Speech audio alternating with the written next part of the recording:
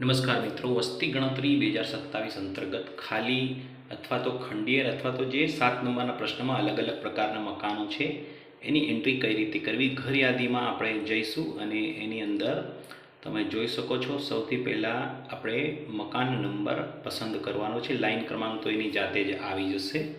તો મકાન આપણે જેટલા પણ એન્ટ્રી કર્યા હોય એના ઉપર ડ્રોપ ડાઉન મેનુ ઉપર ક્લિક કરો તો એમાં પણ બતાવશે. લાસ્ટ 58મું બતાવે છે એટલે 59 નંબર આપણે હવે લખીશું, અથવા તો જે મકાન નંબર પર ગયા હોય તેની એન્ટ્રી આપણે અહીંયા આગળ કરીશું. તો અહીંયા 59 નંબર આપણે એન્ટર કર્યો અને ત્યાર પછી આગળ આપણે નીચે ડ્રોપ ડાઉન મેનુ પર ક્લિક કરીને જનગણના મકાન નંબરની અંદર જવાનું છે. પહેલી જ આપણે મકાનની એન્ટ્રી જ્યારે કોઈ પણ કરીએ ત્યારે પહેલાં પુનરાવર્તનનું બટન જનગણનામાં બતાવશે નહીં. તે વખતે આપણે નવું બટન જે જનગણના મકાનનું છે એના ઉપર ક્લિક કરીશું એટલે જનગણના મકાન નંબર, જનગણના ઘર નંબર અહીંયા જનરેટ થઈ જશે. તો આપણે અહીંયા ક્લિક કરીએ છીએ નવા ઉપર. તો આ જનગણના ઘર નંબર 0104 એટલે 0104 નંબર જનરેટ આપણને કરી આપ્યો છે.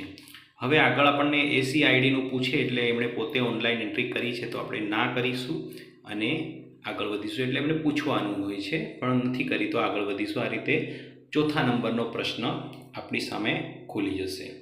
ચોથા નંબરનો જે પ્રશ્ન છે એની અંદર જે 7 ઓપ્શન છે એમાંથી જેવું એ મકાન હોય, જેવી એની પરિસ્થિતિ હોય એ આપણે જોઈએ અને એ પ્રમાણે એનો વિકલ્પ આપણે પસંદ કરીશું. અહીં આગળ આપણે એ મકાનની અંદર એક મિટ્ટીવાળો એટલે કે કાચું છે ભોંયતળું એનો વિકલ્પ પસંદ કર્યો. ત્યાર પછી જે બીજો પ્રશ્ન છે 5મા નંબરનો એની આગળ એમાં દિવાલનો પ્રશ્ન છે તો એમાં કાચી ઈંટો, માટી એ વાળો આપણે ક્લિક કરીશું.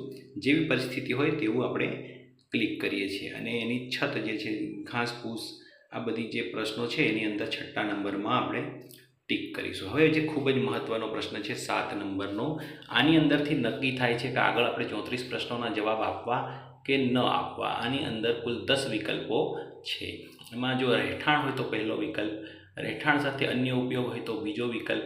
બાકીના જે વિકલ્પ છે એમાંથી આપણે આ વિડીયોની અંદર ખંડેર મકાન માટે ખાલી ઓપ્શન કોના માટે વપરાય તો જે ભાડે આપેલું હોય, અન્ય કોઈ અંદર વસ્તુ પડેલી હોય, બાંધકામ ચાલુ હોય અને ખાલી છે, આવા વખતે આપણે 0 બટન દબાવીશું અને જે તે પરિસ્થિતિ છે તે આપણે અહીંયા અંદર લખી દઈશું. આ આપણે એન્ટ્રી કરી રહ્યા છીએ એ મકાન ખંડિયેર પરિસ્થિતિમાં છે એટલે આપણે અહીંયા ખંડિયેર લખીશું. જો ભાડે આપવા માટે ખાલી હોય તો આપણે ભાડે આપવા માટે ખાલી એવું લખીશું.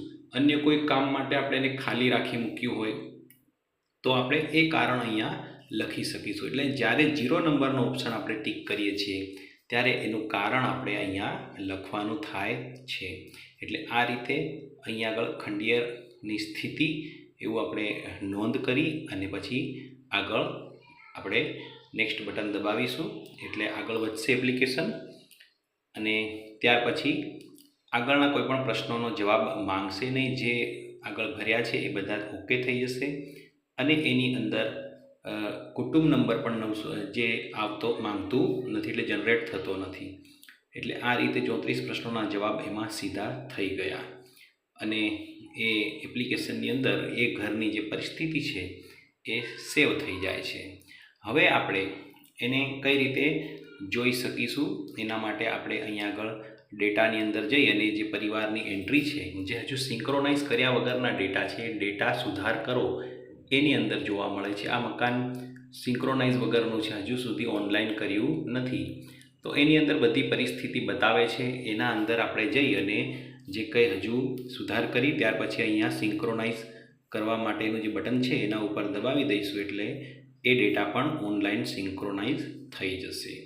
એટલે આ રીતે આપણે ખાલી મકાન, ભાડે આપવાનું મકાન અથવા અન્ય જે ખાલી રાખેલા જે મકાન છે એની એન્ટ્રી આ રીતે આપણે કરી શકીશું. Thank you very much. આના માટે કોઈ પ્રશ્ન હોય તો તમે કમેન્ટ બોક્સમાં લખી શકો છો.